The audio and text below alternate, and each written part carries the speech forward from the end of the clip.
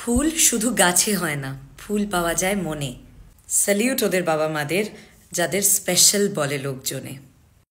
এই দাদাভাই নিজে একজন স্পেশাল চাইল্ডের বাবা হয়ে আমাকে কমেন্ট করে অনুরোধ করেছেন যাতে আমি স্পেশাল চাইল্ডদের নিয়ে কিছু বলি। তো এই ভিডিওটা সেই সব বাবা মাদের জন্যে যাদের সন্তানদের লোকে অন্য চোখে দেখে। আচ্ছা, অ্যালবার্ট আইনস্টাইনকে কে না চেনে? সবাই তো এটাও বলে যে অ্যালবার্ট আইনস্টাইন জন্মের পর 4 থেকে 5 বছর বয়স অবধি কথাই বলতে পারেননি, তারও নাকি অটিজম ছিল। এটাও বহু সংখ্যক লোকে বলে থাকেন যে এলন মাস্ক পর্যন্ত এই রোগের শিকার। অটিজম একটা অসুখ, যেমন জ্বর একটা অসুখ, বাতের ব্যথা একটা অসুখ, ক্যান্সার একটা অসুখ, টিবি একটা অসুখ, হাম, পক্স, ডায়াবেটিস সবই একটা করে অসুখ। তবে অটিজমকেই কেন আমরা অ্যাবনর্মাল বলি জানি না। বাচ্চাগুলো তো নিজের একটা দুনিয়ায় লড়াই করছেই।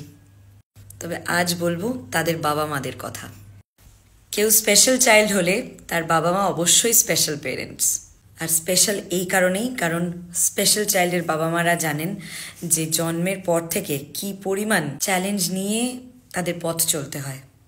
হ্যাঁ, আমরা তো বাইরে থেকে দেখে কষ্ট পাই, ওদের কথা চিন্তা করি, কিন্তু 24 ঘন্টা যে বাবা মা তিলে তিলে পাহারা দিয়ে প্রতি মুহূর্তে খুব খুব ভীষণ যত্ন সহকারে তাদের সন্তানকে বড় করে চলেছেন, সেই বাবা মাদের প্রণাম জানাই।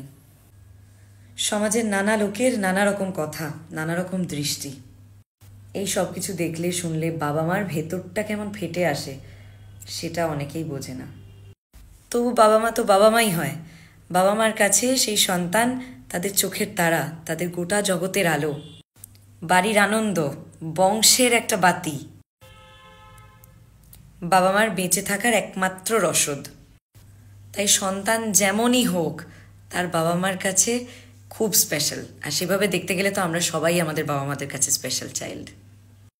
তাই বারবার স্যালিউট জানাই সেই বাবা মাদের যারা সমাজের কারুর কথা কানে না নিয়ে, কিচ্ছুর পরোয়া না করে চুপচাপ নিজের সন্তানকে মানুষ করে যাচ্ছে। সমাজের সবার কটু দৃষ্টির থেকে, খারাপ মন্তব্যের থেকে যারা নিজের সন্তানকে আগলে আগলে মানুষ করছে।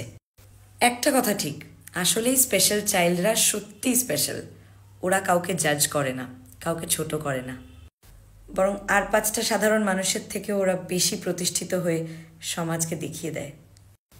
বলা যায় না, এই স্পেশাল চাইল্ডের মধ্যে থেকে আমাদের ভবিষ্যতে হয়তো কেউ অ্যালবার্ট আইনস্টাইন, এলন মাস্কের মতন কেউ হলো। তারে জমিন পর সিনেমাটাই দেখো না, একটা ছোট্ট বাচ্চা যে অটিজমের শিকার, কিভাবে তার ভেতর থেকে এক বিশাল বড় শিল্পী, আর্টিস্ট বেরিয়ে আসে। তাই প্রত্যেক বিশেষ বিশেষ বাচ্চার মধ্যে বিশেষ বিশেষ গুণ আছে। আমাদের দরকার সেই গুণগুলোকে উৎসাহ দেওয়া, আর সেই গুণগুলোকে অটিজম বা অন্য কোনো রোগ চাপা দিতে পারে না। তাই ওপরওয়ালার বিশেষ নয়, অশেষ কৃপা যে তাদের মতো নিষ্পাপ মন আমাদের কারুর নেই। খুব ভালো থাকুক স্পেশাল চাইল্ড এবং তাদের স্পেশাল পেরেন্টসরা।